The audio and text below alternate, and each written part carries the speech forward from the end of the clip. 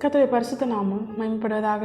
இந்த நாளில் இந்த காலை வேளையிலே கர்த்தர் நம்மை அவர்கள் பலப்படுத்தும்படியாக நமக்கு தருகிற வார்த்தை லூக்கா எழுதின சுவிசேஷம் அதனுடைய 2வது அதிகாரம் அதனுடைய 6வது வசனம். அவ்விடத்திலே அவர்கள் இருக்கையில் அவளுக்கு பிரசவ காலம் நேரிட்டது. கர்த்தருடைய பரிசுத்த நாமம் மகிமைப்படுவதாக. இந்த வசனத்தை கொண்டுதான் தேவஜனங்களாகிய நம்மை இன்று அவர்கள் பலப்படுத்துகிறார். மரியாளும் யோசேப்பும் குடிமதிப்பு எழுதப்படும்படியாய் பெத்லஹேமுக்கு போன அந்த நேரத்தில் அந்த இடத்தில் வைத்து பெத்லஹேமில் வைத்து மரியாளுக்கு பிரசவ காலம் நேரிட்டது. இதை அவர்கள் எதிர்பார்த்திருப்பார்கள் அப்படின்னு கேட்டால் எதிர்பார்க்காமல் தான் இருந்திருப்பார்கள். ஏன்னா வசனம் சொல்லுகிறது, அவர்களுக்கு சத்திரத்தில் இடம் இல்லாததுனால ஒரு மாட்டுத் தொழுவத்தில் தான் ஆண்டவராக இயேசு கிறிஸ்துவை அதிலிருந்த முன்னணையிலே துணிகளில் சுற்றி கிடத்தி வைத்திருந்ததாக வேதம் சொல்லுகிறது.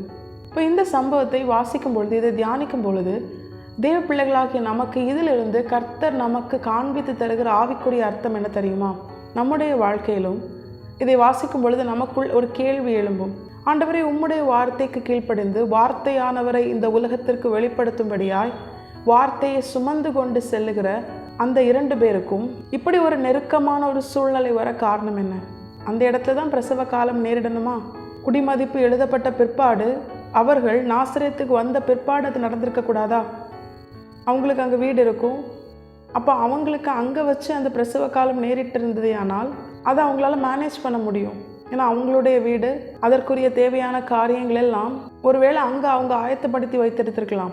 ஒரு குடிமதிப்பு எழுதப்படும்படியாய் போன இடத்துல அவங்களுக்கு அந்த பிரசவ காலம் நேரிடணுமா அப்படிங்கிற கேள்வி ஒருவேளை நமக்குள் இதை வாசிக்கும் பொழுது நம்மளே அநேகருக்கு நிச்சயமாக எழும்பும்.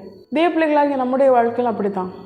இந்த சம்பவத்தோடு ஒப்பிட்டு பார்க்கும் பொழுது, ரட்சிக்கப்படுவதற்கு முன்பதாக இருந்ததை விட ரட்சிக்கப்பட்ட பிற்பாடு ஆண்டோடைய வார்த்தையை ஏற்றுக்கொண்டு வார்த்தையாக இயேசு கிறிஸ்து நம்முடைய இருதயத்திலிருந்து நமக்குள் இருந்து அவர் வெளிப்பட நாம் நம்மை முழுமையாய் கர்த்தருடைய பாதத்தில் மரியாளை போல அடிமையாய் அர்ப்பணித்த பிற்பாடு அநேக காரியங்கள் நாம் எதிர்பாராத நேரத்தில் அது நேரிடும். இது இப்போது நடக்காது அப்படின்னு சொல்லி சில காரியங்களை நாம் நினைத்திருப்போம் தெரியுமா? அந்த காரியங்கள்லாம் திடீர்னு நடக்கும் பொழுது நாம் அதற்கு ஆயத்தமாக இருப்போமா அப்படின்னு கேட்டால் நிச்சயமாக இருக்காது. அதை எதிர்பார்த்திருக்க மாட்டோம். இப்போ நமக்குள்ள ஒரு கேள்வி, ஆண்டவரே ஏன் இப்படி நடக்குது? உமக்காக உம்முடைய வார்த்தையை சுமந்து உண்மை வெளிப்படுத்த உம்முடைய கரத்தில் என்னை முழுமையாக அர்ப்பணித்த என்னுடைய வாழ்க்கையில் ஏன் இப்படி நடக்குது? எதிர்பாராத காரியங்கள் எதிர்பாராத நேரத்தில் நடக்குதே. இப்படிப்பட்ட எல்லா கேள்விகளுக்கான பதில்தான் இந்த நாளிலே தேவ பிள்ளைகளாகிய நமக்கு இந்த சம்பவத்தை கொண்டு கர்த்தர் மீண்டும் ஒரு விசை தெளிவாய் கற்றுத்தரப்போகிறார். பெத்லஹேமிலே ஆண்டவராகிய இயேசு கிறிஸ்து பிறந்த அந்த காரியம், அந்த சம்பவம் ஏதோ தற்செயலாக நடந்தது அல்ல. ஏதோ பிரசவ காலம் அவங்க அங்கே போனதுனால அந்த நேரத்தில் அது நடந்துருச்சு அப்படின்னு சொல்லி அது ஏதோ எதிர்ச்சியாய் நடந்த காரியமும் அல்ல.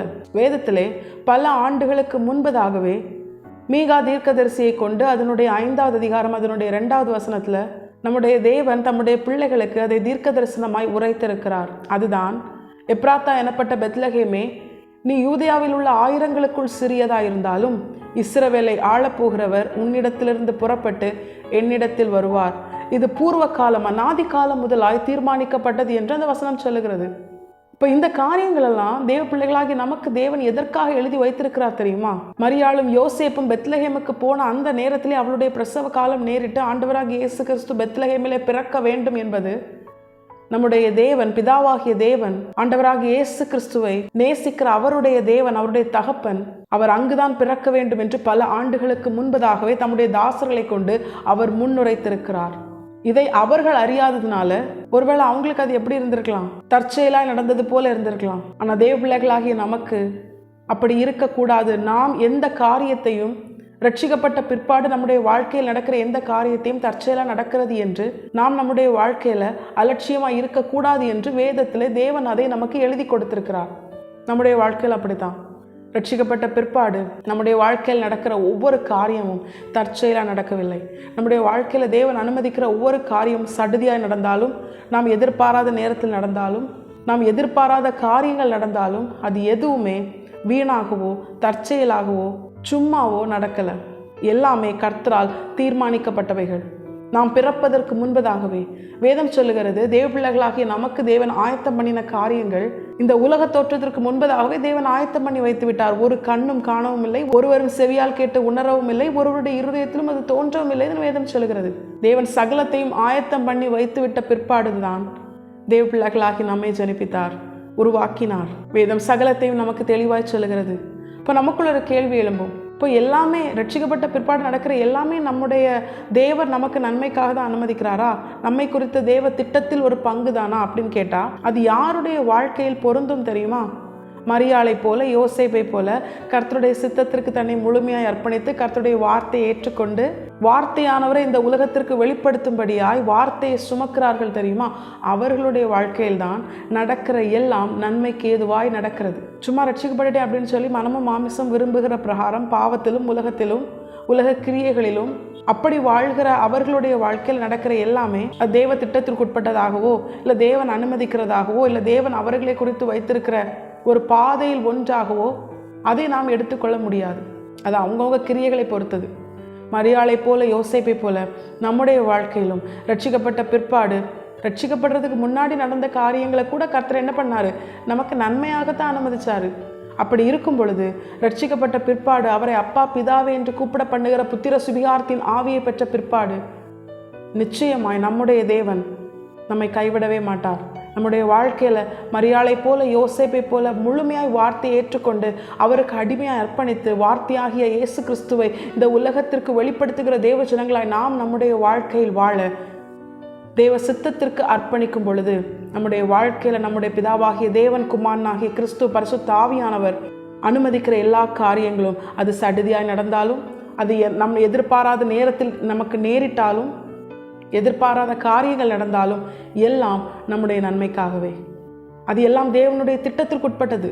அது எல்லாமே தேவன் நம்மை குறித்து வைத்திருக்கிற சித்தத்தை நோக்கி நம்மை வழி நடத்துகிறது. யோசேப்பின் வாழ்க்கையில் அப்படித்தான்.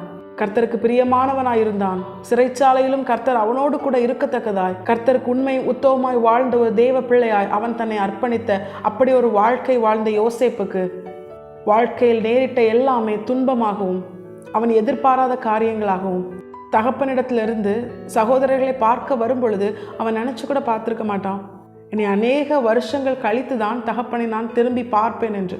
இப்போ இப்படிப்பட்ட சூழ்நிலைகள்லாம் யோசேப்பின் வாழ்க்கையில் சடுதியாய் நேரிட்டது.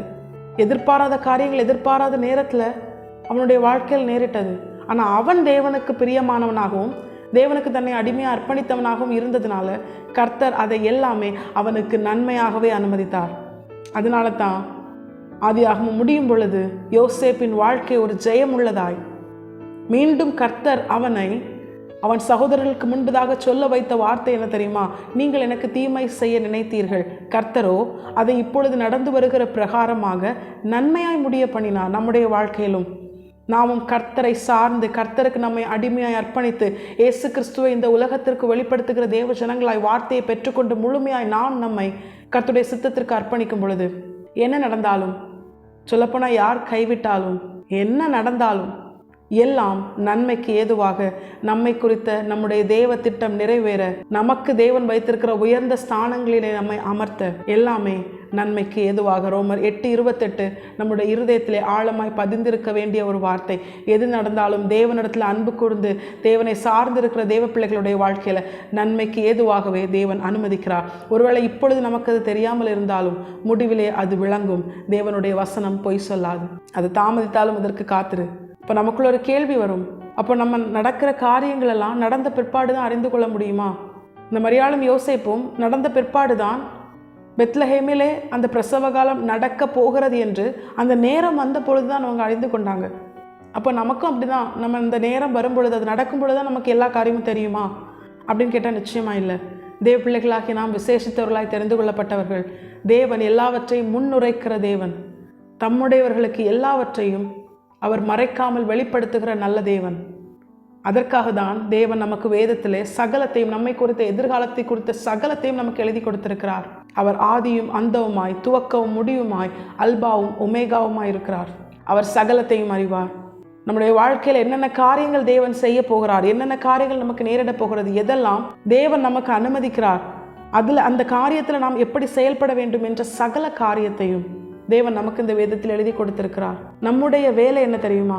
தேவனுக்கு நம்மை அடிமையாக அர்ப்பணித்து வார்த்தையாகிய கிறிஸ்துவை வெளிப்படுத்த நாம் நம்மை முழுமையாய் அர்ப்பணித்தால் மட்டும் போதாது.